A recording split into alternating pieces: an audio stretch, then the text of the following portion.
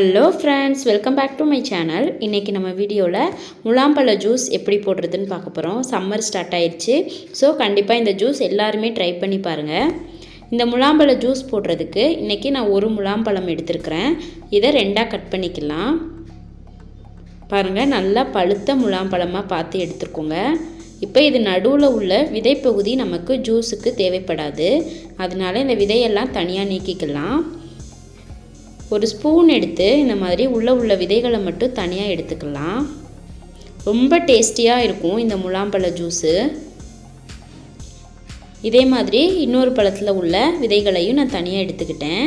ரொம்ப பழுத்த பழமாக இருந்துச்சுன்னா இந்த மாதிரி ஸ்பூனில் எடுத்திங்கனாலே நல்லா சூப்பராக உள்ளது எல்லாமே வந்துடும். இந்த மாதிரி உள்ளதை மட்டும் பழத்தை மட்டும் தனியாக எடுத்துக்கலாம். எடுத்து ஒரு மிக்ஸி ஜாருக்குள்ளே நான் மாற்றிக்கிறேன்.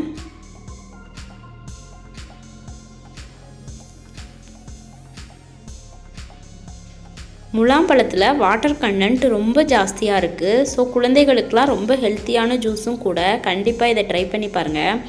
எந்த ஒரு ஜூஸுக்குமே இனிப்புக்காக நம்ம சுகர்லாம் சேர்ப்போம். பட் இந்த ஜூஸுக்கு சுகர் கண்டிப்பாக சேர்க்கணுன்னு அவசியமே கிடையாது. ஏன்னா இந்த பழத்துலேயே அவ்வளோ இனிப்பு இருக்கும்.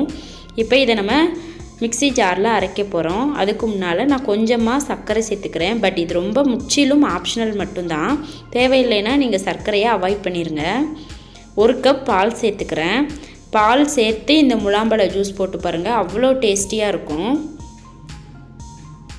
பாருங்கள், மிக்சியில் ஒரு சுற்றினாலே போதும், சூப்பராக அரைப்பட்டுருச்சு. இப்போ இதை ஒரு கிளாஸுக்கு நான் மாற்றிக்கிறேன். பாருங்கள், பார்க்குறதுக்கே எவ்வளோ யம்மியாக இருக்குன்னு, அவ்வளோ டேஸ்டியாக இருக்கும். கண்டிப்பாக நீங்களும் சம்மர் டைமில் சீசனுக்கு கிடைக்கிற இந்த முலாம்பழத்தில் ஜூஸ் போட்டு ட்ரை பண்ணி பாருங்கள் ஃப்ரெண்ட்ஸ். இந்த வீடியோ உங்களுக்கு பிடிச்சிருந்துச்சுன்னா லைக் பண்ணுங்கள், கமெண்ட் பண்ணுங்கள், ஷேர் பண்ணுங்கள். சப்ஸ்கிரைப் பண்ண மறந்துடாதீங்க ஃப்ரெண்ட்ஸ். அப்படியே பக்கத்தில் இருக்கிற பெல் பட்டனையும் கிளிக் பண்ணுங்கள். அப்போ தான் நான் போடுற வீடியோ உடனுக்குடனேயே உங்களுக்கு வந்து சேரும். தேங்க்யூ.